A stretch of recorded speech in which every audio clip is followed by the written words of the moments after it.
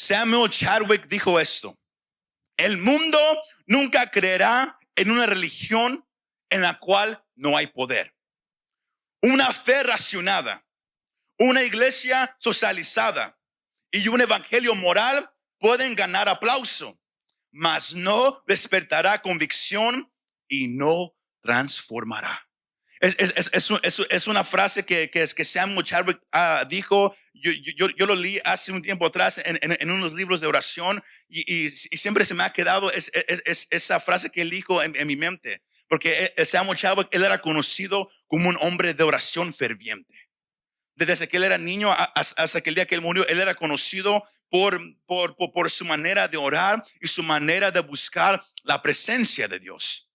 Porque la razón por la cual a donde yo lo quiero llevar esta mañana es porque nuestra nación, y digo nuestra, porque lo hemos dicho a través de los años, vivimos aquí en este país, sino es nuestra nación.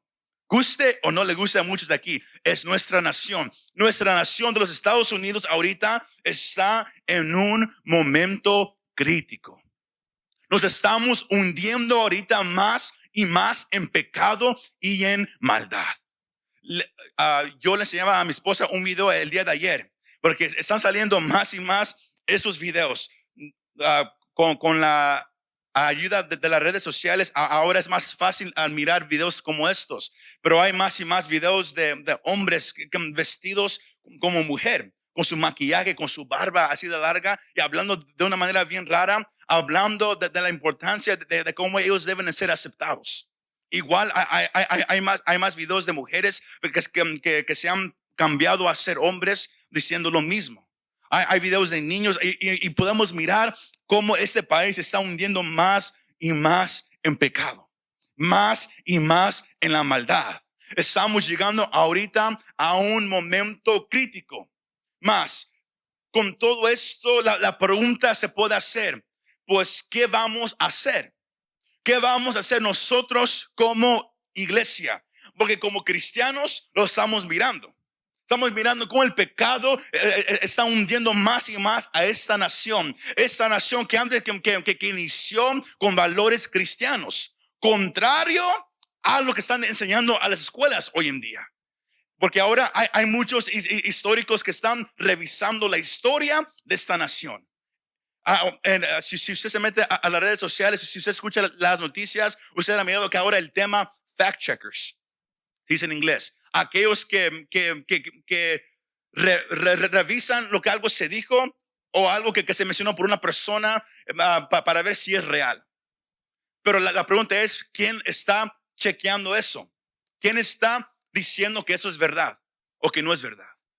Hay muchos cambiando lo que se está diciendo, cambiando la historia de nuestro país, diciendo que este país nunca fue fundado con valores cristianos, cuando sí lo fue. Cuando los peregrinos se fueron de Inglaterra a llegar a ese país, ellos no vinieron a buscar una mejor vida. No, ellos vinieron a buscar ¿qué? Esa libertad religiosa. Sino ese país fue fundado con el fundamento de Dios sobre todo. Si usted se va a las originales colonias, que hay 13 allá en el este de ese país, usted mira nombres de pueblos iguales como los nombres de Israel. Hay un Belén en Pennsylvania, hay una Jerusalén también en el este, porque todo fue fundado con una fundación cristiana. Más, Proverbios 29:2 nos deja saber que cuando se empieza a elegir hombres y mujeres que no tienen temor a Dios, hombres y mujeres que aman el pecado, que su deseo es hacer lo malo, ¿qué pasa? Todo el pueblo sufre. Y como cristianos, usted y yo lo podemos mirar. Más, hay un problema. Y ese va a ser el punto principal de este mensaje esta mañana. Que podemos mirar cómo este país está hundiendo en el pecado. Podemos mirar cómo la maldad se está levantando. Métase a mirar los videos de ahora, cómo ahora, sin importarle, la gente ahora entra a las tiendas y empieza a robar. Empieza a robar. Nomás entran, agarran todo y se van y nadie hace nada. ¿Por qué? Porque ahora hay leyes que ayudan el crimen. De vez de decirle no, apoyan el crimen. ¿Y qué pasa? Todos dicen, pues Si no me van a hacer nada, pues yo voy a hacerlo. Y estamos mirando la maldad creciendo. Y como iglesia lo estamos mirando. Más que estamos haciendo. Bien fácil. Nada. ¿Por qué? Porque no podemos hacer nada. ¿Por cuál razón? Porque la iglesia no tiene poder. La iglesia no tiene unción. La iglesia no tiene valor. La iglesia se acostumbró por mucho tiempo. Muchos se quedaron en la casa por un buen tiempo. El temor de Dios se fue. El valor que antes tenían se fue. El fervor que antes tenían se fue. Y ahora ya no saben cómo agarrarlo otra vez. Otros, el miedo los agarró. Y el valor que antes tenían se les perdió. Y ya no saben cómo regresar a un estado a lo cual estaban antes. Si no podemos mirar cómo el pecado está inundando una nación. Podemos mirar cómo la maldad se está moviendo libremente en una nación. Y como Dios va a traer juicio a esta nación. Él lo va a hacer. Más, ¿qué va a hacer la iglesia? ¿Qué vamos a hacer usted y yo? Porque usted y yo somos la iglesia de Dios. Recuerde, la iglesia no es un edificio. Es por eso que yo casi no uso la frase vamos a ir a la iglesia. No, es siempre vamos a juntarnos, vamos a reunirnos, porque usted y yo somos la iglesia de Dios. Usted tiene que tener esa mentalidad que yo soy la iglesia de Dios, sino ¿qué voy a hacer yo con todo lo que está pasando? ¿Qué vamos a hacer nosotros? Voltee a su vecino y dígale, con una sonrisa no tan enojado, ¿qué vas a hacer, hermano? ¿Qué vamos a hacer nosotros? Pero dígaselo, ¿qué vamos a hacer nosotros?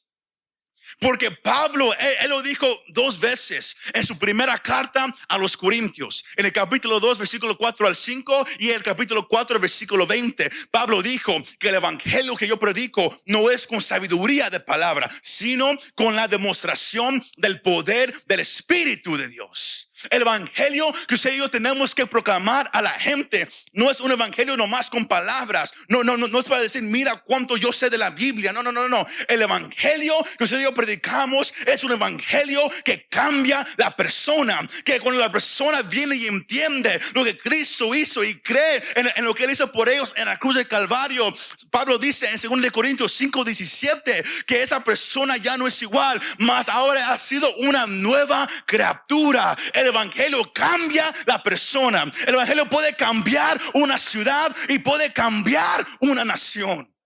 Pero ¿qué pasa cuando la iglesia pierde ese poder? ¿Qué pasa cuando ya no hay ese poder? Hechos capítulo 17, el versículo 6. Hay una frase que me gusta mucho. Cuando Pablo, él estaba hablando en la ciudad de Tesalónica, él empezó una iglesia. Más se levantó un grupo enojado porque los mismos cristianos, porque había la fama de un grupo que seguía a ese hombre llamado Jesús de Nazaret. Y donde quiera que iba ese grupo, donde quiera que iban los seguidores de Cristo, donde quiera que ellos iban, ¿qué hacían? Trastornaban al mundo. They would turn the world upside down. Ellos volteaban al mundo boca abajo. ¿Por qué? Porque donde quiera que iban esos seguidores de Cristo, la gente cambiaba. La gente ya no era igual. Hombres que antes seguían la idolatría, dejaban los ídolos a un lado y seguían a Cristo. Brujos que antes hacían brujería, tomaban los libros y los empezaban a quemar.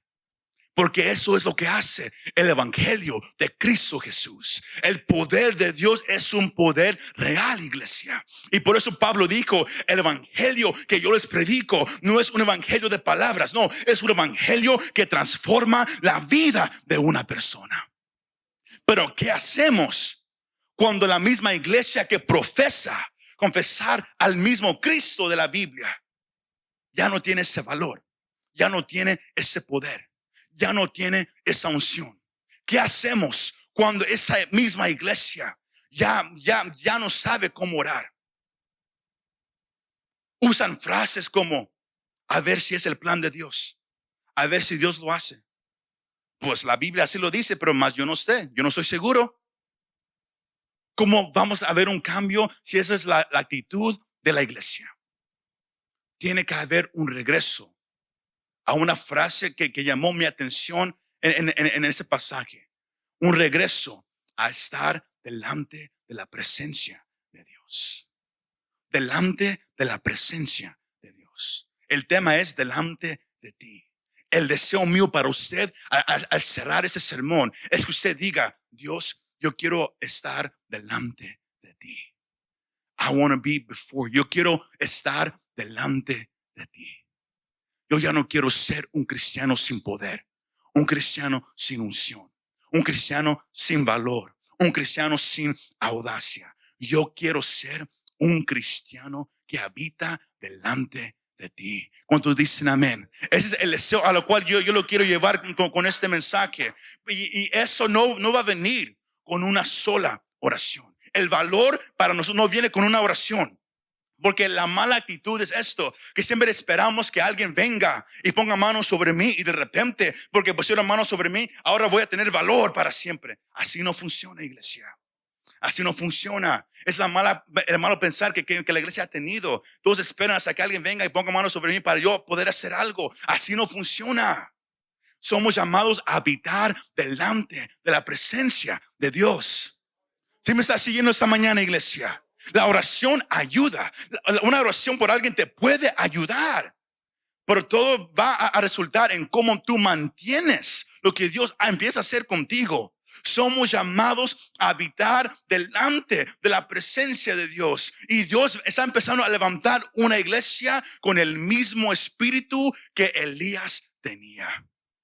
El mismo espíritu que Elías tenía. Una iglesia con valor, una iglesia ungida, una iglesia que se va a parar y no se va a mover a la derecha o a la izquierda, mas se va a parar firme, no importa qué venga, no importa quién se pare delante de ella, se va a parar firme y va a declarar lo que la Biblia dice, le guste o no le guste a la gente, a un gobierno, a una ciudad, se va a parar y porque sabe que esa palabra es la palabra viva, la palabra eterna. Como dijo Pedro, ¿a dónde vamos a ir si solamente tú tienes las palabras de vida eterna? ¿A dónde vamos a ir, iglesia, si Cristo es el único que tiene palabras de vida eterna? Delante de ti. Este es el primer mensaje de 2. Si Dios permite, el próximo va a ser la próxima semana, donde vamos a mirar no nomás lo que es habitar delante de Dios, pero también qué pasa cuando Satanás nos golpea. ¿Qué vamos a hacer? Porque hay dos formas de la vida cristiana. Usando el mismo personaje esta mañana, vamos a mirar 2 mensajes, hoy y la próxima semana. Pero hoy queremos mirar la condición de una nación. El pasaje que leímos para iniciar este mensaje. Miramos cómo llegó a su reinado un hombre llamado Ahab. Algunas versiones dicen Acab, pero el nombre original es Ahab. Y miramos con cómo llega este hombre a la posición de rey de Israel. Si usted lee desde Primera de Reyes, el capítulo 12, y llega hasta el capítulo 16, usted mira una progresión. Comenzando con el rey Jeroboam, que hasta ese momento en la historia de Israel, este hombre era el rey más malvado, el rey más pecador que había visto en la historia de todo Israel. Jeroboam. Lea el capítulo 12 y 13 y mire lo que él hizo. Y luego de ahí miramos una progresión. Porque como dije, Proverbios 29:2 dice, cuando los justos están reinando sobre la gente prospera, la gente está feliz. Más cuando vienen a poder los malvados, los pecadores, la gente sufre. La gente sufre. Y miramos que como Israel empezó a alejarse de Dios. Esta nación se empezó a alejar.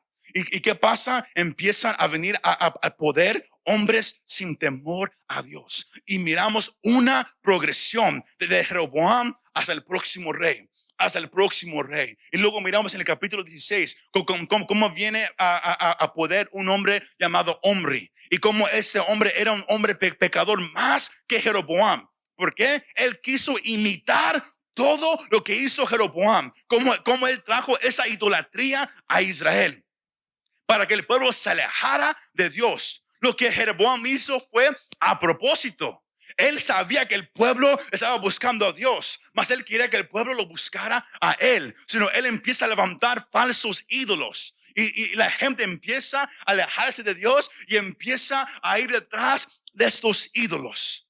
Es por eso que se necesita. Y esa nación se fue porque no hubo voces que se levantaran a dirigir al pueblo. Porque cada vez que se levantaba una voz de parte de Dios para dirigir a un pueblo, el pueblo regresaba a Dios.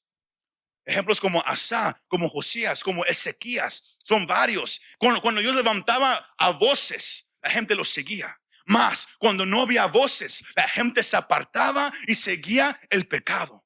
Y miramos como Omri, él toma lo que Jeroboam hizo y lo hace más peor. Y cuando él murió, su hijo vino a tomar poder. Y su hijo era Ahab, un hombre malvado, un hombre pecaminoso, pero un hombre, ya casi se me salía. Mi esposa me está mirando, mejor ni lo digo. Pero un hombre que no tenía pantalones, para hacerlo un poco más cristiano. Un hombre que no usaba pantalones, que él se dejaba dirigir por su esposa. Era tan pecaminoso ese hombre que, escucha eso, sígueme ahí en su Biblia, Primera de Reyes, el capítulo 16, versículo 30. Can you put on the screen, please? Así dice: Ahab reinó 22 años sobre Israel en Samaria, pero a los ojos del Señor sus hechos fueron peores que los de todos los que reinaron antes de él. Así fue como está escrito, que ante los ojos de Dios, todo lo que ese hombre hizo era peor que todos los demás combinados. Más, mire el versículo 31. Se le hizo fácil seguir los malos pasos de Jeroboam, hijo de Nabat. Y, además de todo, tomó por esposa ¿a quién? A Jezabel, la mujer más malvada que ha existido en toda la historia. La hija del rey Edbal de Sidón. Ellos eran paganos. Ellos adoraban a un dios llamado Baal. ¿Y sabe qué hizo Ahab? No nomás él era un hombre que no temía a Dios, mas sobre todo eso se casó con la mujer más mala de la historia del mundo. Y ella quería traer su manera de adorar a sus dioses falsos a Israel. Y sabemos que Ahab, él no se ponía los pantalones. ¿Por qué? Porque todo lo que Jezabel quería hacer, él decía: ok, yo te sigo a ti. Miramos qué tan mala era esa mujer. Vamos a aprender más de ella la próxima semana. Pero miramos qué tan malvada era esa mujer. Y Ahab hizo todo lo malo delante de Dios, que él hasta levantó templos a esos dioses falsos para que todos vinieran. Si usted quiere saber qué tan feo era servir a Baal, métase a estudiar cómo la gente servía a Baal, cómo hacían ritos sexuales delante de todos, cómo tomaban a los babies, los mataban, los abrían y los ofrecían en el fuego. Mire qué tan feo y perverso era esa adoración a Baal. Por eso es que Dios odiaba todo eso. No nomás porque quitaba los ojos del pueblo de él, más porque gente inocente moría. Ahí miramos el aborto, y también lo miramos hoy en día. Como la gente ofrece a sangre inocente. Mas esta nación cayó más y más en idolatría perversa, y más en rebeldía, y hasta que Dios llegó a un enojo profundo. Más sobre todo eso, yo quiero que mire el versículo 34. El pasaje dice: en ese tiempo Hiel de Betel reconstruyó la ciudad de Jericó. Si usted lee Josué el capítulo 6, versículo 26, usted sabe que Josué, él hizo una maldición. Para aquel que tratara de reconstruir a Jericó, le iba a costar la vida de su primer hijo y de su último hijo. Pero miramos, era tan perversa la mentalidad de esa nación de Israel. Había llegado a un nivel tan perverso en pecado y en maldad. El rey no temía a Dios. La esposa del rey era Satanás casi encarnada. Y sobre todo eso, a la gente no le importó lo que estaba escrito, lo que Dios había hablado a través de sus hombres. Que un hombre fue y reconstruyó a Jericó. Le costó su primer y último hijo, pero no le importó. Lo reconstruyó. Ahí miramos que la gente no temía a Dios para nada. Para nada. El pecado y la maldad había llegado a los oídos y ojos de Dios. Sino, ¿qué hace Dios? Él dice, voy a levantar a un hombre. Voy a levantar a un hombre para que vaya y regrese el pueblo hacia mí. Cuando miramos la maldad, cuando miramos el pecado, Dios es tan misericordioso. Él es tan lleno de gracia y amor que Él no quiere que la gente se pierda. Él siempre va a mandar una voz. Alguien que regrese el corazón del pueblo hacia Él. Él lo hizo en ese momento y Él lo quiere hacer en este momento, iglesia. La pregunta es, ¿a quién va a levantar Dios? ¿A cuál voz Él va a usar? Porque Él no usa a cualquiera. Y eso lo vamos a mirar en este momento. Dios siempre levanta voces para regresar los corazones hacia Él. Léalo en su casa, Hebreos capítulo 2. Dios siempre levanta voces para regresar el pueblo hacia Él. Así es el amor de Dios hacia nosotros. Cuando usted y yo queremos correr, vivimos alejados de Él, Él siempre manda a alguien para que nos hable y nos regrese hacia Él. Bendito sea el nombre de nuestro Dios, iglesia, que nos ama tanto. ¿Cuántos dicen amén?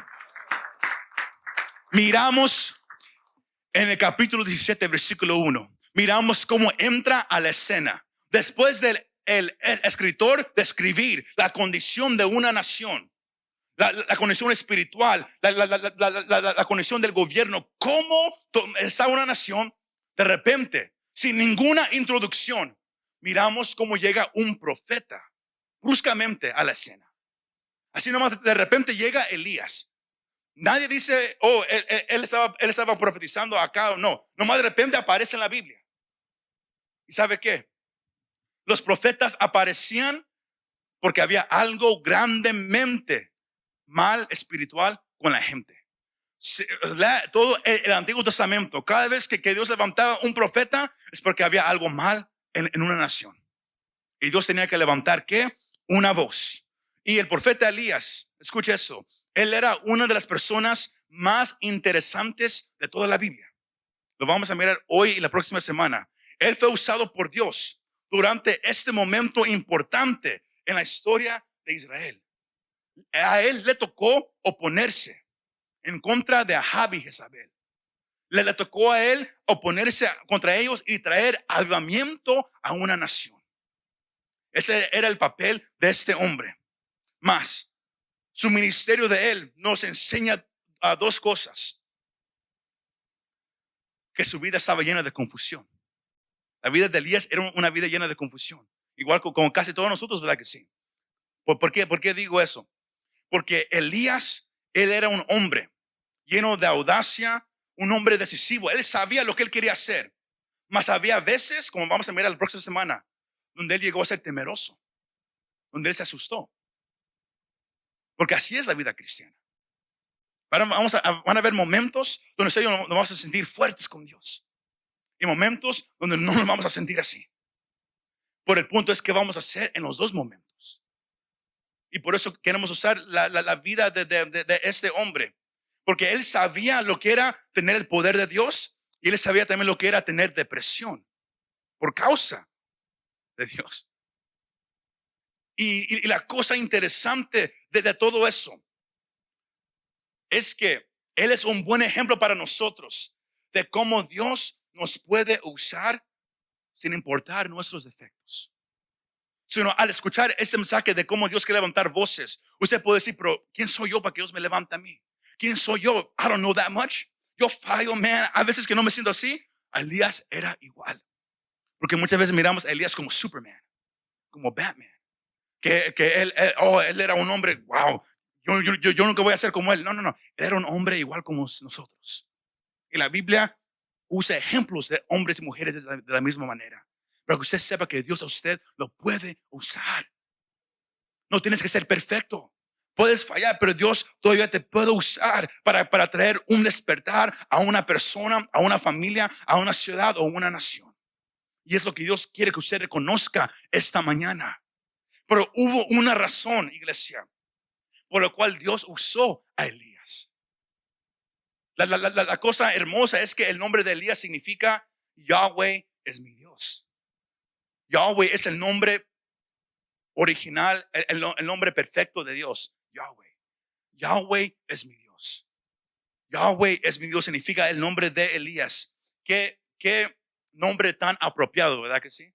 Para que Dios levante una voz en contra de gente llena de demonios, en contra de una nación malvada, para que diga, yo lo voy a levantar. Su nombre significa Jehová es mi Dios.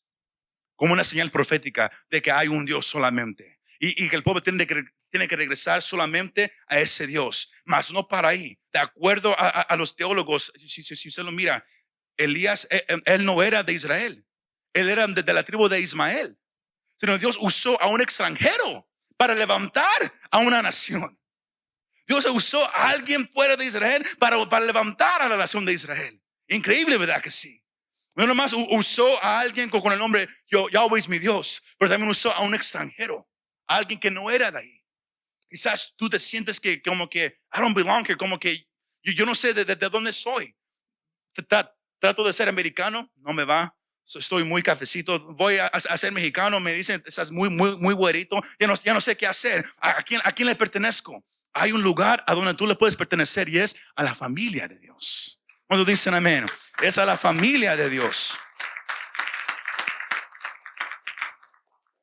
Mas este profeta llega sin anuncio y se para delante del rey Acab. Y él dice, escúchame, rey. Va a haber una sequía. Todo el pecado ha llegado a la presencia de Dios y va a haber una sequía. No va a llover hasta que yo diga que llueva. Pero ¿por qué pudo Elías hablar de esa manera? El versículo 1 ahí dice, entonces Elías esbita, que era de los moradores de Galaad, dijo a Acab, vive el Señor Dios de Israel. Esa versión dice, delante de quien estoy. La versión que quizás que usted tiene dice, cuya presencia estoy. Ahí está el secreto de cómo este hombre se pudo levantar en contra de un rey. De cómo Dios escogió a este hombre, o por qué lo escogió. Porque Elías, ¿a qué hacía Elías? Él estaba delante de Dios. Delante de quien estoy. Que ciertamente, mire cómo habla, que ciertamente, no es que a lo mejor o quizás, no, ciertamente no habrá rocío ni lluvia en esos años, sino por la palabra de mi boca. Ahí está el secreto. Y este es el punto principal de este mensaje. Elías fue llamado por Dios. Él se pudo parar delante de un rey. ¿Por qué? Porque él había aprendido lo que es estar delante de Dios.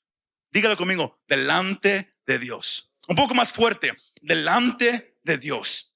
La palabra original significa esto: habitar, pararse ante, y también alguien que no se mueve. No nomás era el nombre de Elías, no nomás significa Yahweh es mi Dios, pero era algo que él practicaba. Aquí miramos aquí miramos el hábito de este hombre llamado Elías, de la tribu de Ismael, un extranjero, pero él practicaba estar delante de Dios. Él practicaba habitar delante de Dios. Eso también se puede significar servir y ministrar. Y eso viene del libro de Deuteronomio, donde el Señor dice, y los sacerdotes y los levitas van a ser aquellos que van a estar delante de mí. Me van a ministrar y me van a servir. ¿Quieres que Dios te levante? ¿Quieres que Dios te use? ¿Quieres que Dios te dé una palabra? ¿Quieres tener valor? ¿Quieres tener audacia? ¿Quieres tener unción? No viene nomás por alguien que lo diga o alguien que ponga mano. No, viene por habitar delante de Dios. Si me está siguiendo, iglesia, viene por habitar delante de Dios. Ahí está el secreto de poder pararse delante de un rey malvado, delante de un gobierno que no teme a Dios. Habitar delante de Dios es un hábito que usted y yo tenemos que practicar. No es algo que sucede desde la noche a la mañana. No, se practica. Y Elías, él hablaba de la manera que él habló. ¿Por qué? Porque eso no se puede fingir. Usted no puede decir, oh, yo soy macho. No, no, no. Usted puede creerse macho, pero viene alguien más grande y más fuerte y usted corre.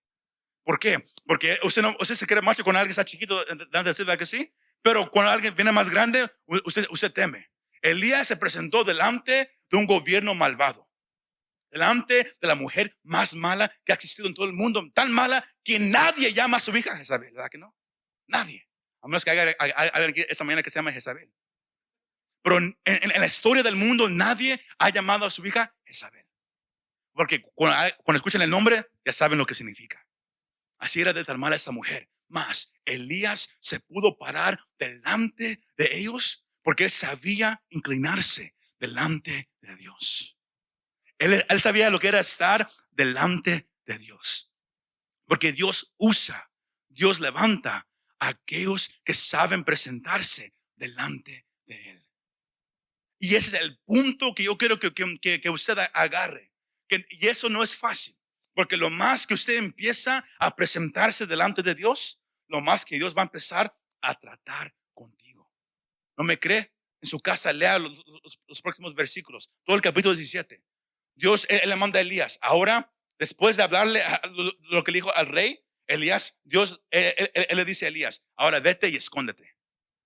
¿Por qué?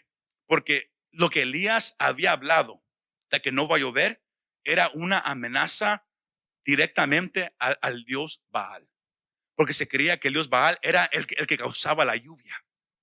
Sino al Elías decir no va a llover, él estaba atacando el Dios principal de Acab y Jezabel. Y eso, si usted sabe la historia, eso requiere muerte. Pero Dios toma a Elías y dice escóndete. Y fue por 3 años y medio que él se escondió. Pero escóndete más. Yo voy a proveer para ti.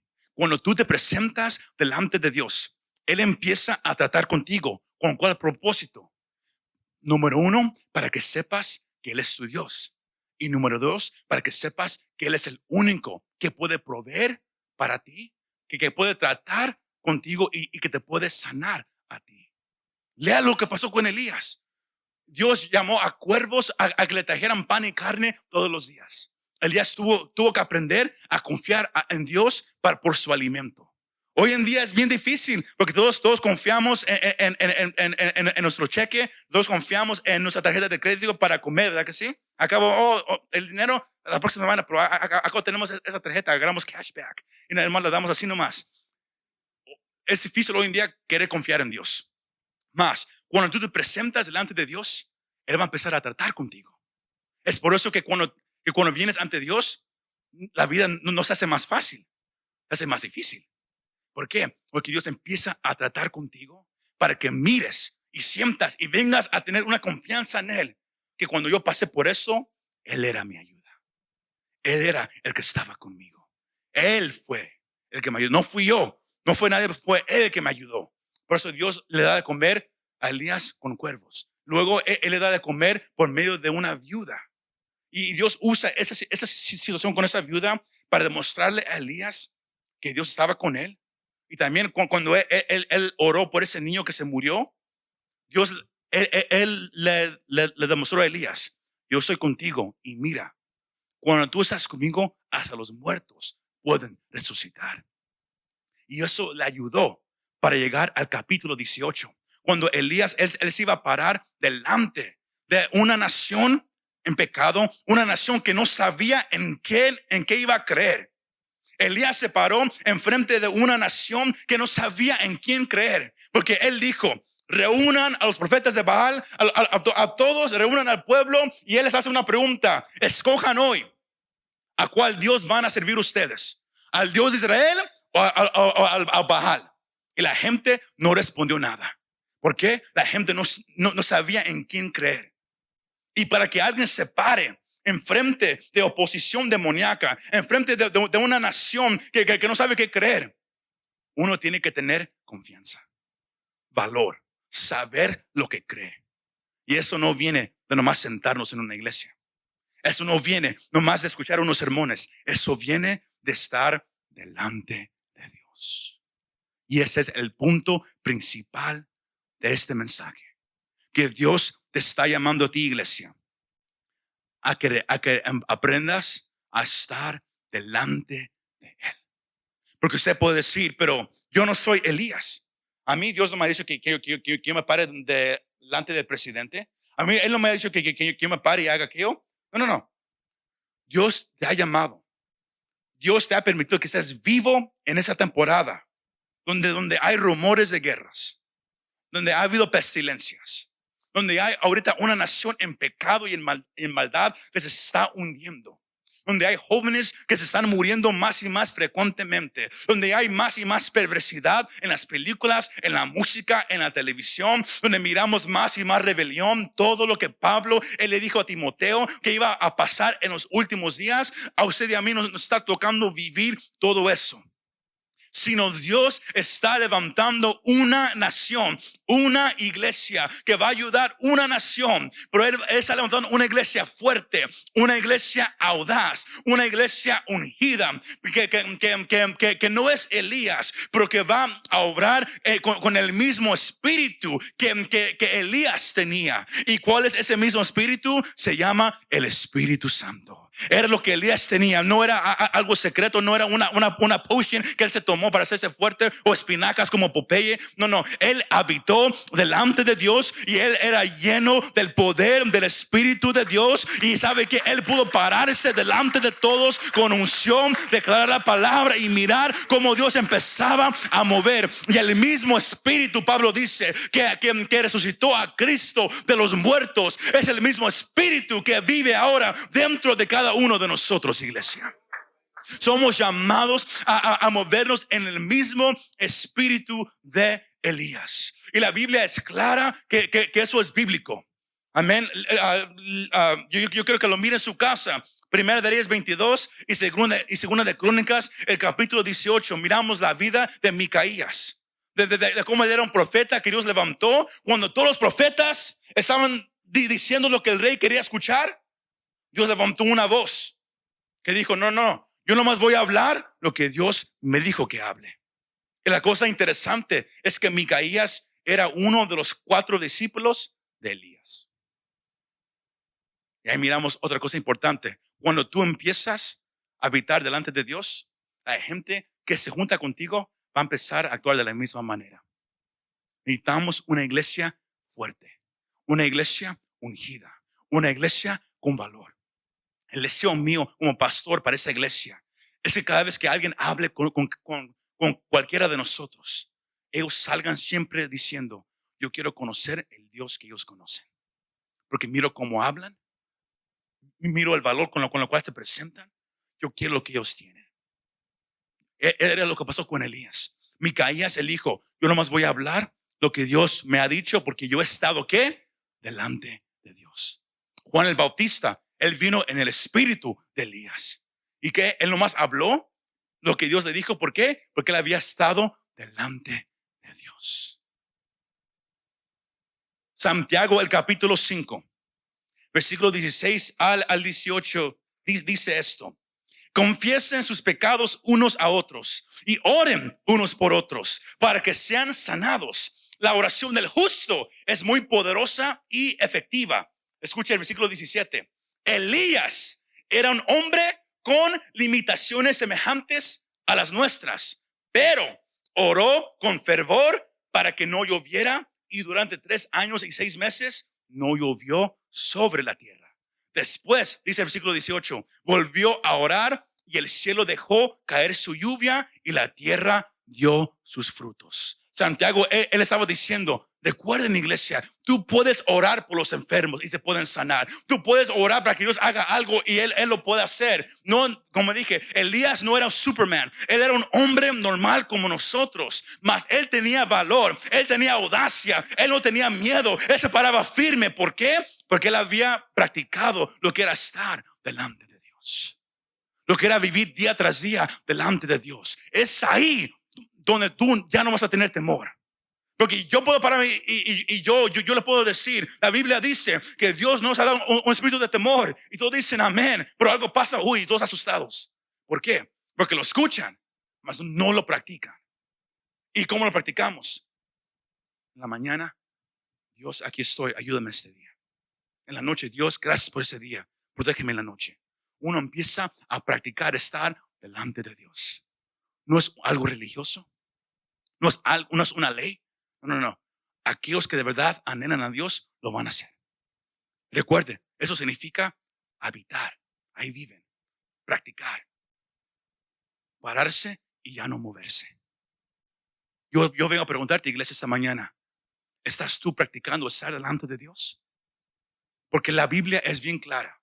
Último pasaje de esta mañana, Malaquías 4, 5 al 6 dice: tomen en cuenta que antes de que llegue el día grande y terrible del Señor, yo les enviaré ¿a quién? Al profeta Elías. Y él hará que el corazón de los padres se vuelva hacia los hijos y el corazón de los hijos se vuelva hacia los padres, para que yo no venga a destruir la tierra por completo. Ahora, cuando el profeta dijo esa profecía, Elías, él ya estaba en el cielo. Más, él se refiere al espíritu de Elías. ¿Y cuál es el espíritu de Elías? El valor, no tener miedo, el pararse firme delante del pecado y decir, eso es pecado. El pararse firme delante de una iglesia tibia y decir, regresa al fervor de Dios. Pararse y decir, ¿sabes qué? Dios te ama. Regresa a Él. Pero para poder hacerlo, Dios está preparando una iglesia que sepa estar delante de Él. Porque vienen más cosas peores este año, iglesia. Lo dijimos el año pasado, este año va a ser un año difícil. Y estamos viendo lo que está sucediendo poco a poco. Dios nos está preparando. Una iglesia seca no va a hacer nada. Una iglesia sin poder no va a hacer nada. Una iglesia que nomás practica lo religioso no va a hacer nada. Pablo dijo, el evangelio no es por palabra, es con el poder, es con la demostración del poder de Dios. Dios te está llamando. ¿Quién quiere habitar delante de mí?